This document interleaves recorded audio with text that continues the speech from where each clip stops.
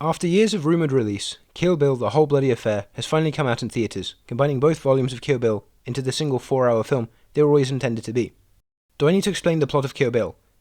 It's about the bride who, after the murder of her husband-to-be and her unborn child in the same incident, which led to her very own attempted murder, seeks to eliminate those responsible. This then leads her to kill Bill. I am gonna kill Bill. This won't be a traditional review in the way my other reviews are. Kill Bill has been around for the last 20 years, and so, on a story level and a technical level, there is very little to add. This review will be focused entirely on how it flows as a full 4 hours plus intermission experience, and I have thoughts. Slightly contrarian thoughts. I didn't go into The Whole Bloody Affair pessimistically. Quite the opposite. I wanted to love the movie. I really did. But I don't think that Kill Bill had to be one film. I, for one, prefer the two to be separate films. I understand that this version of the story, with its slight tweaks and alterations, is Tarantino's preferred version, and I can't really argue with that.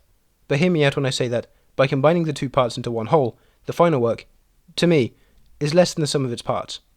It's important to say that I'm not the biggest fan of Kill Bill Volume 1, anyway. I don't like its narrative structure. The opening fight between Uma Thurman as the bride, who's great throughout, no notes, and Vivica Fox's Vernita Green, is perfect. The action choreography, the reversals, the sound design, which in a movie theatre is just so damn crisp. That opener is a perfect action scene. But the rest of the movie is a slog to get through. I don't like how, after the dispatching of Vernita Green, the bride takes a look at her list of victims-to-be and, Oren Ishii is already crossed out. Immediately, in that moment, the stakes are washed clean. I get that the bride is the best assassin in the world or whatever, but I would at least like it if I could suspend my disbelief and believe that there was the likelihood of failure. Without that likelihood, action doesn't mean anything. All it becomes is pure visual stimuli, and I don't click with visual stimuli when there isn't much substance to back it up.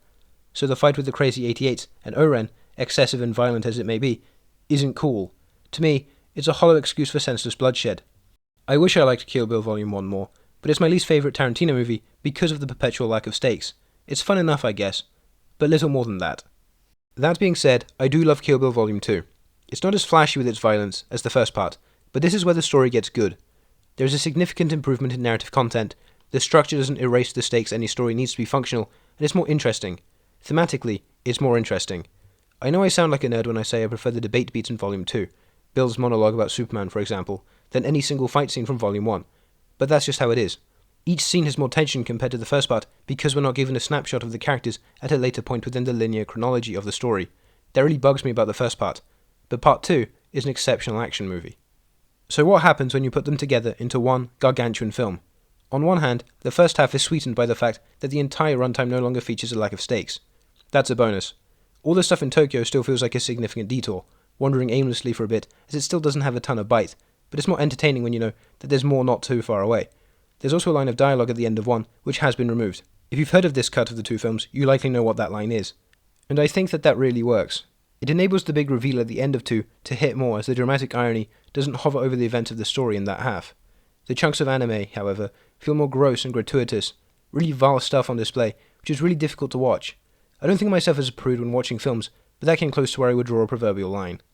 Then there's the second half, post-intermission. Because the first half is slightly meandering and takes its time getting anywhere, the second half feels significantly slower. Pacing is an issue with The Whole Bloody Affair. The second half, which I like more than the first, feels slower this time. Not by much, it is still the superior half, no matter how I slice it. My only issue is with the surgical attachment with the first half, which detracts from this one.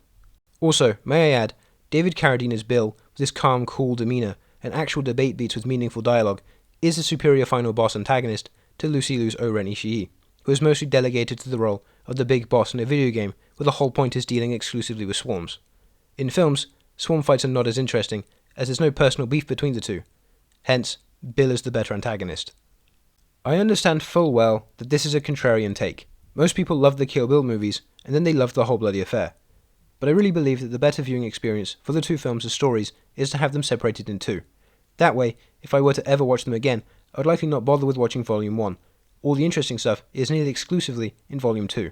But, as a theatrical event, The Whole Bloody Affair is pretty entertaining, especially with a rather full crowd. Kill Bill The Whole Bloody Affair, 3.5 stars. Well, that's all.